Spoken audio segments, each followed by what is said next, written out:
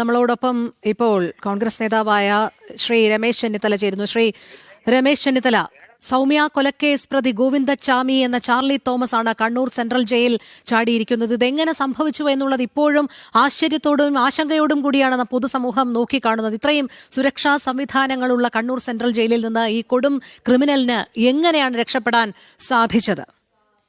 തീർച്ചയായിട്ടും കേരളത്തെ ഞെട്ടിച്ച ഒരു വാർത്തയാണ് രാവിലെ നമ്മളൊക്കെ കേൾക്കുന്നത്. കണ്ണൂർ സെൻട്രൽ ജയിലാണ്, അതീവ സുരക്ഷാ മേഖലയാണ്. അവിടെ നിന്ന് ഒരു പ്രതി ഇതുപോലെ ചാടി പോകണമെങ്കിൽ അത് ഒന്നുകിൽ ജയിൽ അധികൃതരുടെ സഹായം അല്ലെങ്കിൽ പുറത്തുനിന്നുള്ളവരുടെ സഹായം ഇല്ലാതെ ഒരിക്കലും സംഭവിക്കില്ല. നമ്മുടെ ജയിൽ മാനുവൽ അനുസരിച്ച് തന്നെ ഇത്തരം കുറ്റവാളികൾ, കൊടും കുറ്റവാളികൾ, ജീവപര്യന്തത്തിന് ശിക്ഷ വിധിച്ച് വാങ്ങിയവർ, വധശിക്ഷ വിധിച്ചവർ, അവർക്കൊക്കെ പ്രത്യേകമായ ശ്രദ്ധ ജയിൽ അധികൃതർ കാണിക്കണമെന്ന് പ്രത്യേകം പറയുന്നുണ്ട്. ജയിൽ മാനുവൽ അനുസരിച്ച് അവരാരും പ്രവർത്തിച്ചിട്ടില്ല എന്നുള്ളത് ഇതിൽ നിന്ന് വ്യക്തമാകുന്ന ഒരു കാര്യമാണ്. തന്നെയുമല്ല, ഇത് സെൻട്രൽ ജയിലുകൾ അതീവ സുരക്ഷാ മേഖലകളാണ്. ഇവിടെ നടക്കുന്ന ഓരോ ചെറിയ ചലനം പോലും ഉദ്യോഗസ്ഥന്മാർ ശ്രദ്ധിച്ച് പ്രവർത്തിക്കേണ്ടതാണ്. ഇത് ഇന്നിപ്പോ ഏറ്റവും പ്രധാനപ്പെട്ട കാര്യം ഇയാളെ കണ്ടെത്തുക എന്നുള്ളതാണ്. കാരണം ഇയാളൊരു കൊടും കുറ്റവാളിയാണ്. ഇയാളെ കണ്ടെത്തുക എന്നുള്ളതാണ് പോലീസും ജയിലും അധികൃതരും ചേർന്ന് ചെയ്യേണ്ടത്.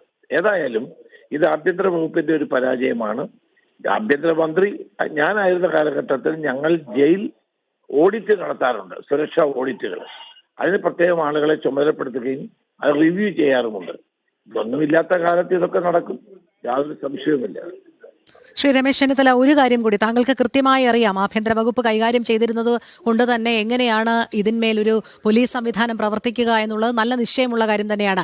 ഇവിടെ ഈ പ്രതിക്ക് ഒരു തനിച്ച് രക്ഷപ്പെടാൻ സാധിക്കുമെന്ന് താങ്കൾ കരുതുന്നുണ്ടോ? കാരണം അംഗവൈകല്യമുള്ള വ്യക്തിയാണ്, അതീവ സുരക്ഷാ സംവിധാനങ്ങളുള്ള ജയിലാണ്. ഇതിൽ ഈ കൂട്ടുപ്രതികളുടെ ഒത്താശയോടൊപ്പം തന്നെ ഏതെങ്കിലും തരത്തിലുള്ള സുരക്ഷാ വീഴ്ച പോലീസ് ഉദ്യോഗസ്ഥരുടെ ഭാഗത്തു നിന്നുണ്ടായി എന്ന് പറയുമ്പോൾ 1% ഈ ഉദ്യോഗസ്ഥരുടെ സഹായമോ അല്ലെങ്കിൽ ഒത്താശയോ നമുക്ക് സംശയിക്കാം.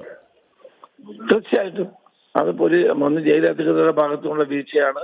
പിന്നെ സഹതടവുകാരുടെ സഹായം ഉണ്ടാകും, പുറത്തുള്ള ആളുകളുടെ സഹായം ഉണ്ടാകും. ഇതെല്ലാം കൂടി ഇതിനെ വളരെ ഗൗരവമായി അന്വേഷിക്കേണ്ട ഒരു കാര്യമാണ്.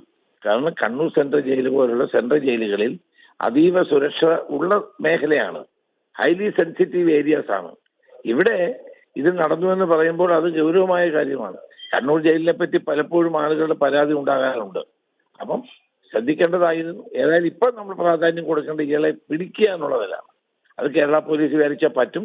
അതിന് ജാഗ്രതയോടെ അവർ പ്രവർത്തിക്കണമെന്നാണ് എനിക്ക് പറയാനുള്ളത്.